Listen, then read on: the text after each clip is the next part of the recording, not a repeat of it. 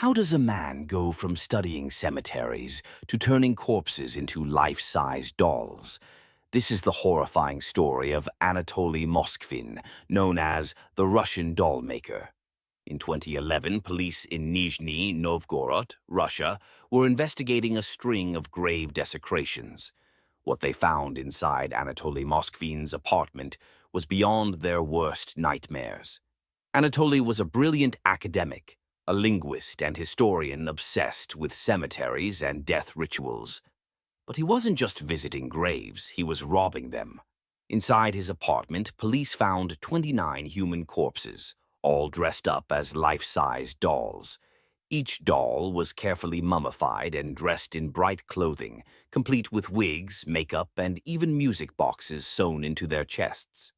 Some wore masks, others had their faces painted to look alive. Most of the corpses were young girls, aged 3 to 15, whom Anatoly claimed he adopted because he felt they had been abandoned. He told police he was waiting for science to find a way to bring them back to life. To him, they weren't corpses, they were his children. For years, Anatoly's neighbors thought he was eccentric but harmless. He spoke several languages, was a respected historian, and even wrote extensively about local cemeteries. No one suspected the macabre truth lurking behind his apartment doors. When his horrific secret was revealed, Anatoly was deemed unfit to stand trial due to mental illness. He was sent to a psychiatric institution where he remains to this day. How could a man with such intelligence and education descend into such twisted obsession? And how did he manage to hide his collection for so long? How does a young woman crash her car on a quiet road and disappear without a single trace? This is the haunting, unsolved mystery of Maura Murray, a case that has baffled the world for nearly 2 decades. On February 9, 2004, 21-year-old nursing student Maura Murray sent an email to her professors claiming a family emergency. But there was no emergency. Instead, Maura packed her car with clothes, a week's worth of food, and bottles of alcohol, setting off on a mysterious journey into the unknown. That evening, on a remote road in Haverhill, New Hampshire, Maura's car skidded off the icy pavement into a snowbank. A passing bus driver stopped to check on her. She appeared calm, even declining help, saying she had already called for roadside assistance. But here's the twist. No such call was ever made. When police arrived just 7 minutes later, Maura was gone. Her car was locked. Her belongings were still inside, including the packed items for her trip, her phone, and even her wallet. There were no footprints in the snow leading away from the scene. It was as if she had vanished into thin air. Theories about Maura's disappearance are endless. Did she stage her own disappearance to escape her life? Was she abducted by someone lurking in the shadows? Or did she meet a tragic end in the unforgiving wilderness surrounding the crash site? Despite extensive searches, no evidence, no body, no clues has ever been found. Maura's family is still searching for answers, while internet sleuths and experts continue to dissect every detail of her mysterious disappearance. How could 2 teenage girls smile to your face while secretly plotting your murder? This is the haunting and tragic case of Skylar Neese. In 2012, 16-year-old Skylar Neese from West Virginia was like any other teenager. She loved her friends, Sheila Eddy and Rachel Schoaf, and thought they were inseparable. But while Skylar saw them as best friends, Sheila and Rachel were hiding a dark and sinister plan. On the night of July 5th, Skylar snuck out of her bedroom window to meet Sheila and Rachel for what she thought was a fun night out. The 3 girls drove to a remote wooded area, an old hangout spot they'd visited before. But this time, Sheila and Rachel had other plans. With knives they had hidden, they turned on Skylar, stabbing her over 50 times. Her last words? Why?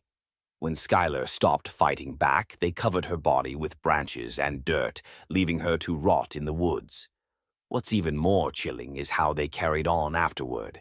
Sheila acted devastated, tweeting messages like, "Skylar, come home. We miss you so much." She even spent time comforting Skylar's parents, pretending to help with the search. Months passed, but Rachel cracked under the guilt. In a breakdown, she confessed everything to police, leading them to Skylar's body 6 months after the murder. The motive? They simply didn't want to be her friend anymore.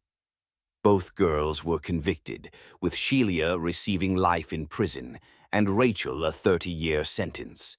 But the senseless loss of Skylar, a bright, kind girl, has left scars that will never heal.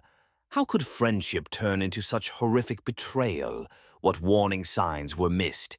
And how do we make sense of such unthinkable cruelty? December 14th, 2012, a day that shattered a nation. At just 20 years old, Adam Lanza unleashed horror at Sandy Hook Elementary, taking 26 innocent lives. But the most chilling question remains: how did no one see the signs? Hours before stepping into the school, Adam killed his own mother while she slept. Why? Nancy Lanza had spent years enabling Adam's isolation, feeding his obsession with guns, instead of addressing his severe mental health issues. At Sandy Hook, armed with an assault rifle and hundreds of rounds of ammunition, Adam carried out one of the deadliest school shootings in history. His attack was swift, calculated, and left 20 first graders and 6 educators dead within minutes. The aftermath revealed disturbing truths. Adam was deeply isolated, consumed by a fascination with mass shootings, and showed signs of severe mental illness. He left no motive, only a trail of red flags ignored for years. What went wrong? Could this tragedy have been stopped? A broken system, a mother's denial, and a mind twisted by darkness led to one of the most horrifying crimes in American history. A killer hidden in plain sight, a community destroyed. What do you think could have prevented the Sandy Hook tragedy? How does someone murder 300 young girls and still walk free? This is the story of Pedro Alonso López, the man known as the Monster of the Andes, a killer whose crimes are almost too horrifying to believe. Born in 1948 in Colombia, López's life was shaped by tragedy and violence. Abused by his mother and thrown out of his home at just 8 years old, he ended up living on the streets. There, he was abducted and sexually assaulted, a trauma that seemed to fuel his later horrors. During the 1970s and 1980s, López preyed on young girls in Colombia, Ecuador, and Peru. He specifically targeted girls from poor rural areas, using false kindness, offering gifts, or pretending to help. He would lure them away, only to commit unthinkable acts of violence. In 1980, his killing spree came to light after a flash flood in Ecuador exposed a mass grave filled with his victims. Captured by police, López shocked the world by calmly confessing to murdering over 300 young girls. He even claimed to have buried them in mass graves, and investigators verified dozens of these sites. But the most horrifying part: justice never came. Ecuador's laws at the time allowed for a maximum sentence of just 16 years, no matter the crime. In 1994, López was released for good behavior. Deported to Colombia, he was briefly imprisoned again, but released in 1998. Since then, the monster of the Andes has vanished. Some say he's dead. Others fear he's alive, continuing his crimes in the shadows. To this day, he remains one of the most prolific and terrifying serial killers in history. How could someone so evil walk free?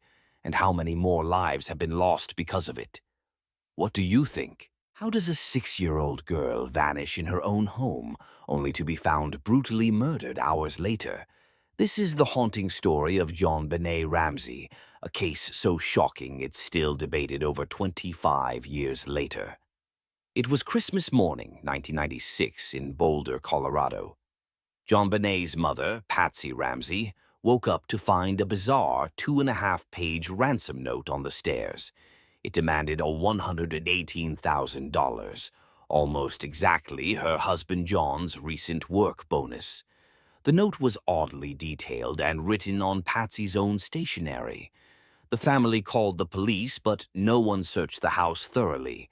Then, hours later, John Ramsey made a horrifying discovery.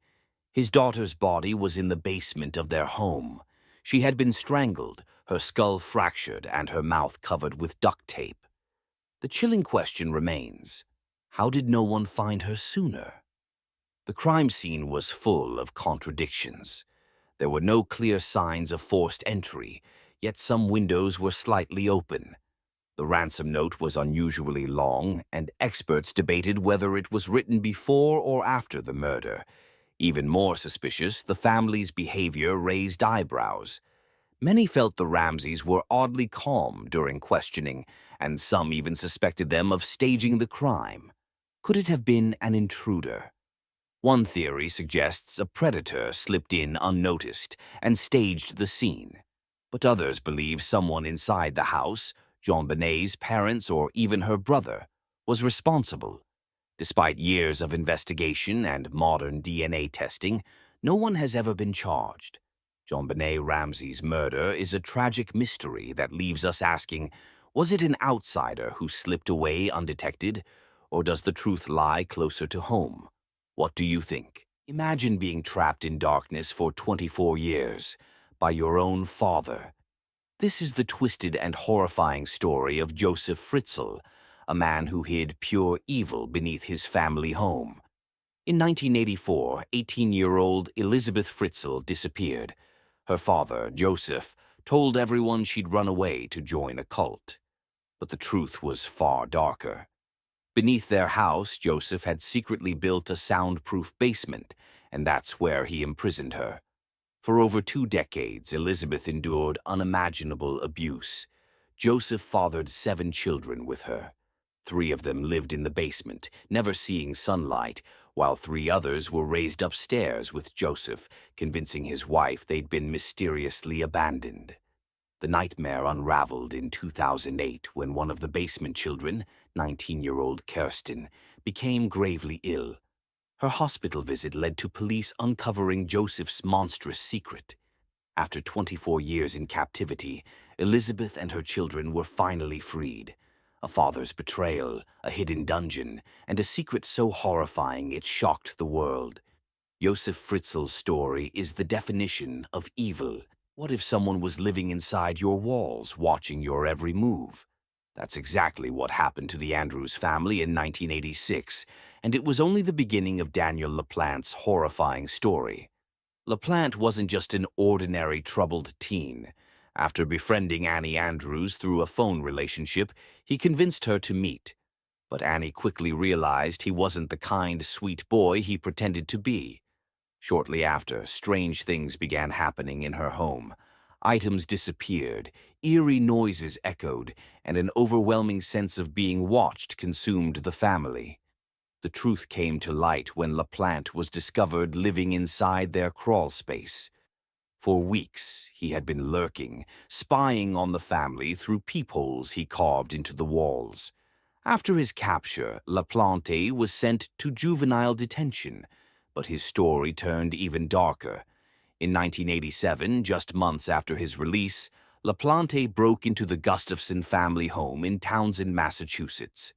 Pregnant mother Priscilla and her 2 children, Abigail and William, became his next victims. Abigail and William were drowned in separate bathtubs, and Priscilla was brutally shot in the head. The crime scene left investigators shaken, with evidence of the sheer terror his victims endured.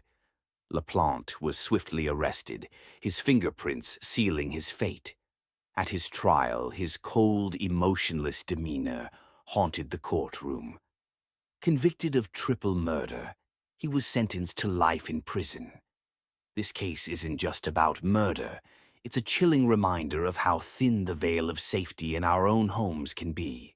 How did this teenage predator escalate from stalking to such brutal violence?